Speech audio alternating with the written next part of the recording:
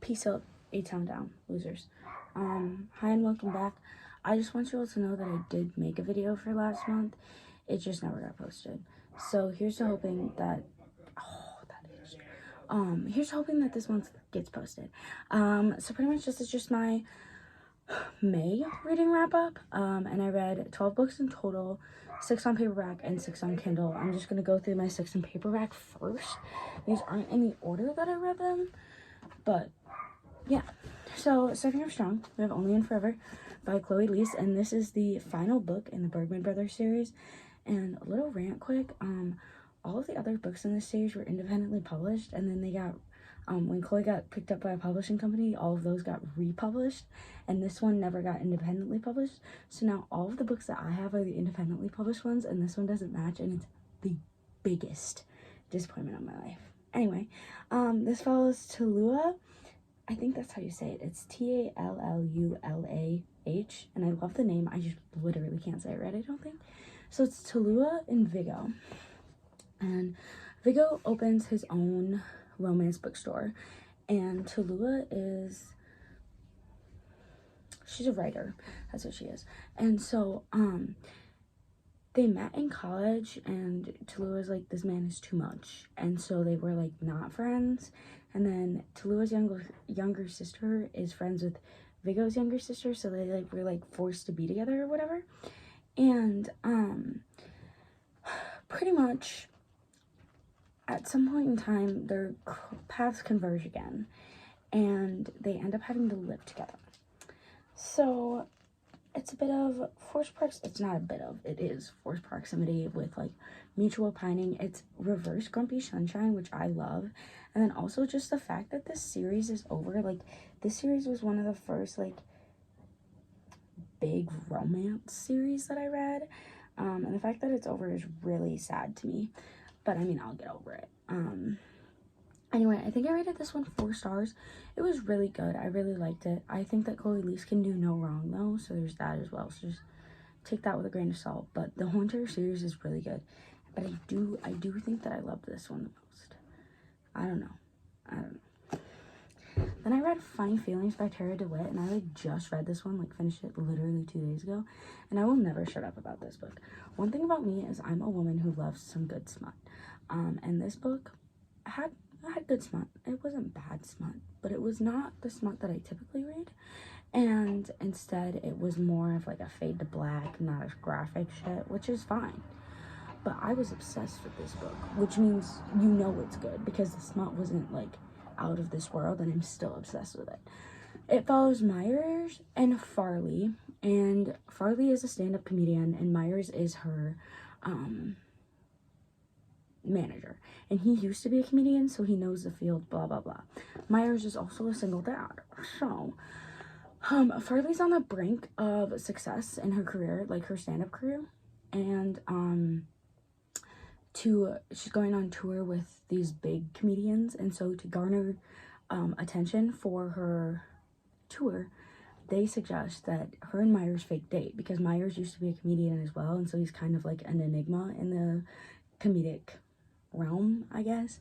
And so they do. So it's friends to lovers, and there's also a age gap, and he's also a single dad. It was beautiful, just the love in this story. As somebody who's told all the time that she's too loud and she's a lot, which granted I am, this book just genuinely sat well with me in my heart. There's one point in the book where either Myers or Farley says something, and they say, keep looking for the laughs, and I'm literally getting that tattooed because I love it so much, and it sits so well with me. I rated this one 5 stars because I like actually love this one. This one was my favorite book of the month, so yeah. Then we have Pretty Rings and Broken Things. I bought this a while ago at Tropes and Trifles, and I heard a lot of good things about Kat Singleton, and let me tell you, she did in fact live up to the hype. This one follows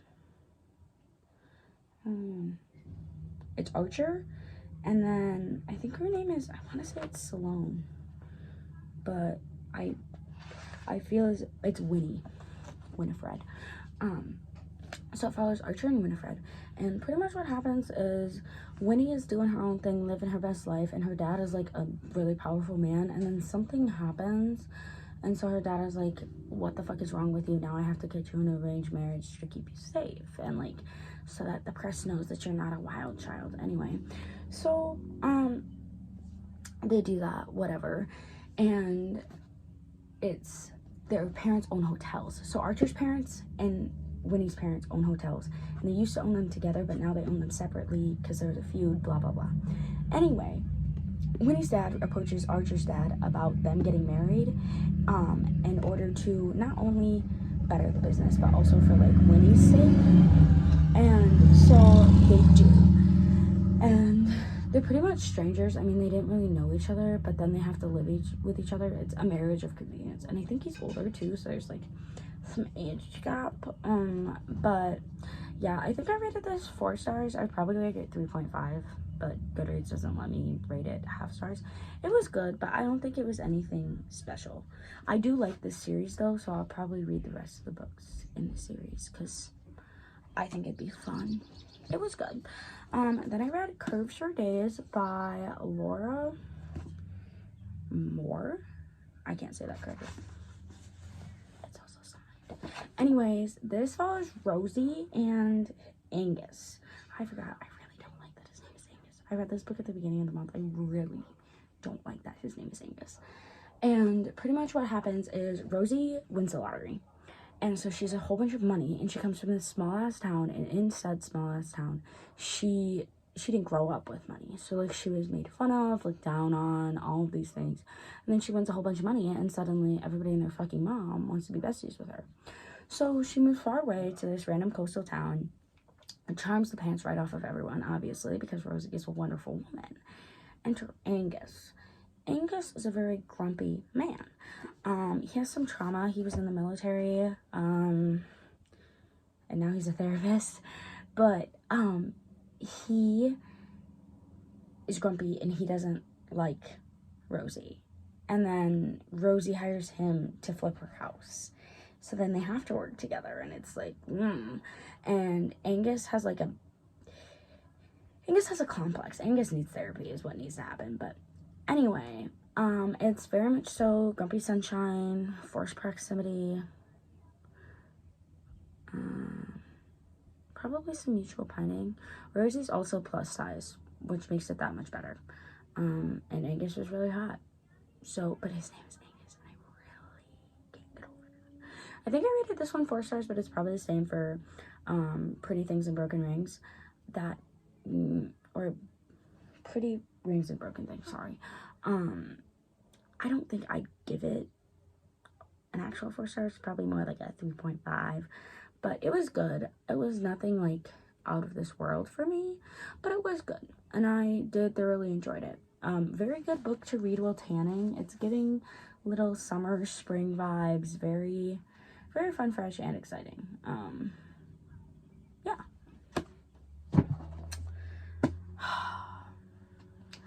I read The Dixon Rule. That I did. Literally skipped school the day that this came out to go and get it, and let me tell you, I loved it. It follows Shane and Diana, which are both introduced in the Graham Effect, because Diana is Gigi's best friend, and Shane is Ryder's best friend from the Graham Effect. So pretty much what happens is Diana has this apartment that her aunt left her when her aunt passed away, and Shane's parents have an apartment in the same building that they gave to him and that he's living in for the summer. And so they have to live next to each other, except for Shane and Diana don't get along because Diana's a cheerleader and she's pissed at Shane for fucking her whole entire team. And well, Shane just likes to annoy Diana, obviously. But then one night, Shane has been on this fucking rampage with the cheerleaders because his longtime girlfriend broke up with him. And so his longtime girlfriend ends up coming to town, and he's in a pickle. And he's like, Diana, I need you to come over here and pretend to be my girlfriend, because otherwise she brought her boyfriend to this. So he's like, I can't look pathetic. So they start fake dating. obviously. And she ends up moving to the school, so they have to like keep up the charade and all of this. And then also Diana needs one for personal issues as well. I would look up trigger warnings for this book. I think this one's the only one you need them for yet. But I did not know what I was getting myself into. It was really good. It was really good. And I can't expect much less from Elle Kennedy. She is queen, high shelf, top tier stuff. And yeah, I am very excited for the Charlie Method. Excited because this book sets it up very well. Anyway, I think I gave this one 4 stars, and I would stand solid on that. I feel like 4 stars is a good one for this one, and she's thick as fuck too, and I devoured it. It was very, very good. So yeah. And then lastly, I read this book at the beginning of the month, and it was while I was in Michigan. And I read A Touch of Chaos by Scarlett St. Clair, and it was very good. I've read all 4 of these books in the series, except for there's so much time between them coming out that I don't ever remember anything. But pretty much it follows Hades and Persephone. I can't tell you about it without spoiling the rest of the series. But pretty much in the first book, Hades and Persephone meet, blah, blah, blah. Shit goes down in the second book. More shit goes down in the third book. And now in the fourth book, shit really hits the fan. So yeah, I thoroughly enjoyed it. I'd give this one 4 stars as well. I think that this one was just very good. It also has like multiple points of view, and it's not just like Hades and Persephone. It goes within more than just them, and I really liked that. It pisses me off though, because so there's the Hades and Persephone series as a whole, and there's the touch of and then a game of. And I thought that they were supposed to be read separately, not in order, you know, because one of them is like told primarily from Persephone's point of view, I think, and the other one is told primarily from Hades' point of view or something. It fills in the gaps. I don't know, but I wasn't properly informed and pissed. So if you do read these, know that it's intertwined with the Hades and Persephone series as a whole. So like A Touch of Darkness, A Touch of Malice, A Touch of Chaos, A Touch of Ruin, all of those go with A Game of Fate, A Game of Retribution, A Game of blah, blah, blah. All together. Please read them all together so that you get the full content that I did not get. Anyway, moving on to the ones I read on Kindle. I read Learn Your Lesson by Candy Steiner, which follows Chloe and Willie. It's, I think it's Kings of the Ice or Kings of Sin series or something. I don't know. But it follows a hockey player named Will. And Will, I don't know what my dogs are barking at. But Will, also a single dad romance. Will's daughter Will's wife died when, like, right after his daughter was born. So he's pretty much been single parenting for a long time. And he has to fucking beat these nannies off with a fucking stick because he's hot as fuck. And he's like, bro, I literally just want you to competently be able to take care of my daughter. Is that too much to ask? Not get in my pants. And so enter Chloe, who is his daughter's teacher at school. And he ends up poaching her and is like, okay, so you're gonna nanny for me, right? And she's like, yeah, sure. And yeah. Need I say more? I don't think so. I think I rated this one a solid, I'd say 3.5 stars again. Maybe 4. Maybe a solid 4. I liked it. It was good. I think it was cute. And the banter, beautiful. Top tier. Chef's kiss. I also loved Will's daughter in this. So, and then I read Ruthless Savage by Lillian Harris, which was an advanced reader's copy that got sent to me, and it got released on May 2nd. And it follows, her name is like, it gave you a pronunciation guide in the beginning, but I'm so bad. I'm so bad at everything. And I think her name is pronounced Eru. It's E-R-I-U, but it's Irish. So it follows Eru and Devlin. And Devlin is Eru's bodyguard because Eru is a mafia princess. And so Eru is in love with Devlin. That's what it is. She's like madly in love with Devlin, and he's like 10 years older than her, blah, blah, blah. all of these things happen, and they end up entering into a marriage of convenience because Arrow needs to get married to somebody, and Devlin won't let it be anybody but her. And then shit hits the fan in the Mafia. And it gets real. I really like this book. I'd probably give it a solid 4 out of 5 stars. There was a plot twist that I saw coming but also didn't see coming, and I think it sets up the rest of this series really nicely, and I have a feeling that there's going to be an interconnected or like a spin-off series of another one of the members in this, or another one of the characters in this book, and I think that she sets that up really nicely, and I am nothing if not a slut for a good interconnected series, a good world building, you know. And then I read Breakaway by Anastasia White. It follows Nevaeh and Roman. I only rated this one 2 stars. It's Nevaeh and Roman is he's a tortured hockey player from Belarus. And Nevaeh is, I don't know, a white girl from San Francisco, I think. Maybe New York. I don't know. Pretty much what happens is Nevaeh and her boyfriend break up, and one night Roman runs into her at a bar, and so he's like, and Nevaeh's white girl wasted, as she should be, and he is like, you can't be doing this, I'm taking you home because this man is evidently trying to take advantage of you, blah blah blah. He takes her home. They enter a roommate agreement.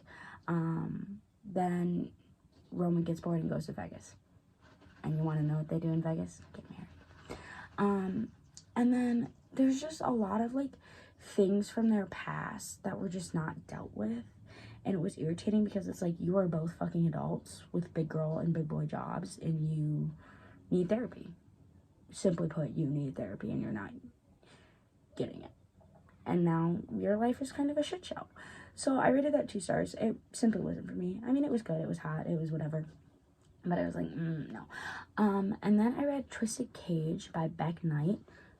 This one was probably my second favorite book of the month. This one was also an advanced reader copy, and this one released on May 23rd. It follows Nicoletta and Konstantin. I can't say his name, whatever, a Russian, question mark. Anyway, so I wish that this book had a prequel so that I could get a little bit more, but like there's a before and then there's an after pretty much, and it wasn't that long of a book, or at least it didn't feel that long to me. Maybe I just consumed it extremely fast. But Konstantin is I'm gonna preface this by saying, well, first off, Ruthless Savage definitely tracks some trigger warnings in there. Same with Breakaway, and then this one as well. But oh yay, Constant is Nicoletta's godfather. So they're not biologically related, but it's... And when this relationship starts, she's 18 and he's 48.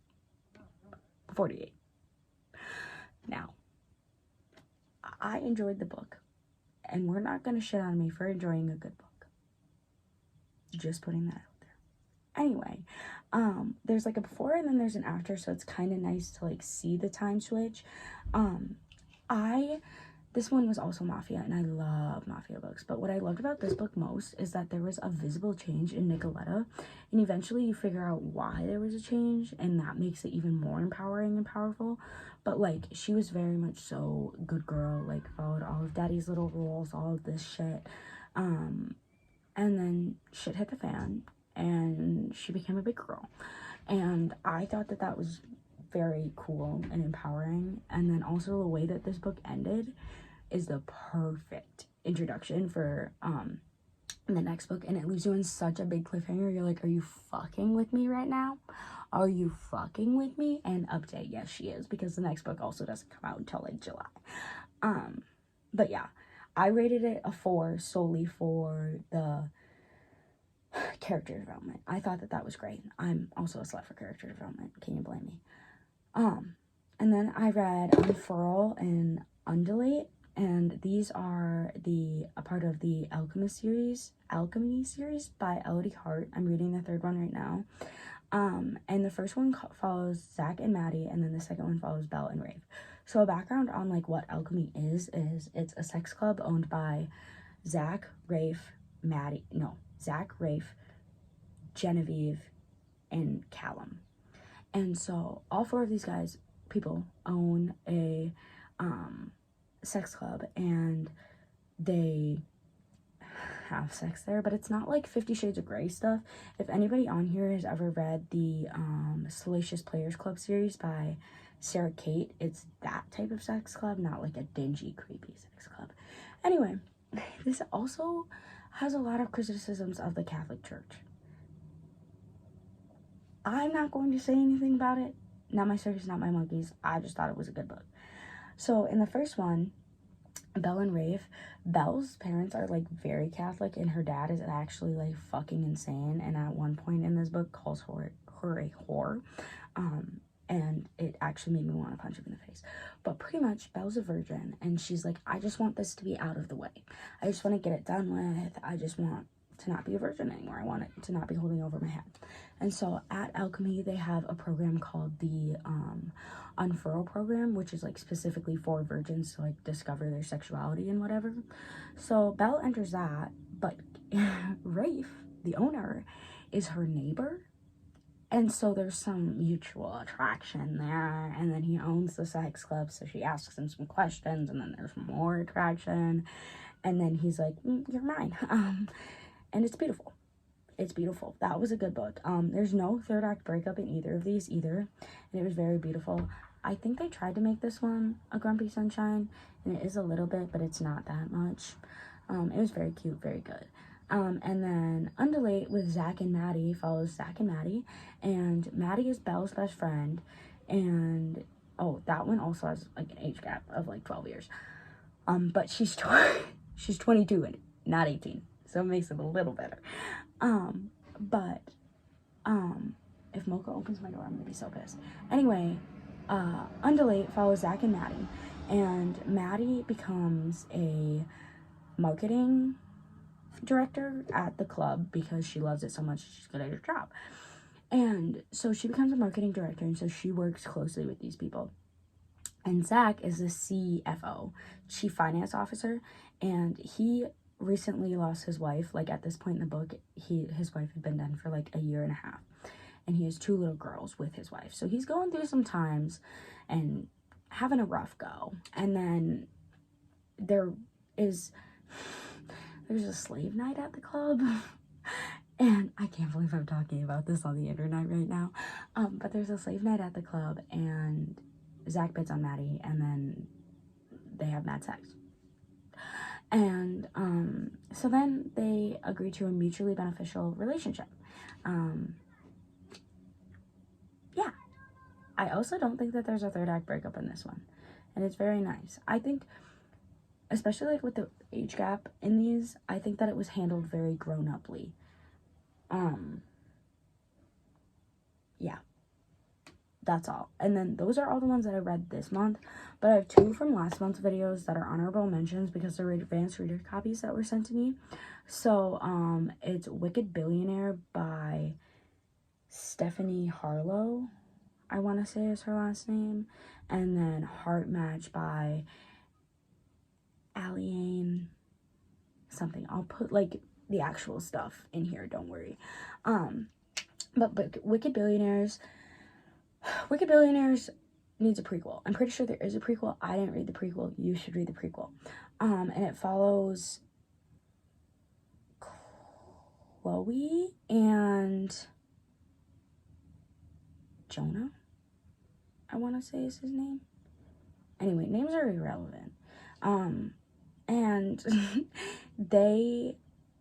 Chloe is Jonah's assistant or something like that. And it's kind of weird because it's kind of mafia-y, but not really. Anyway, so pretty much there's a Christmas party that is not on page, but there's a Christmas party. They kiss. So crazy, so wild.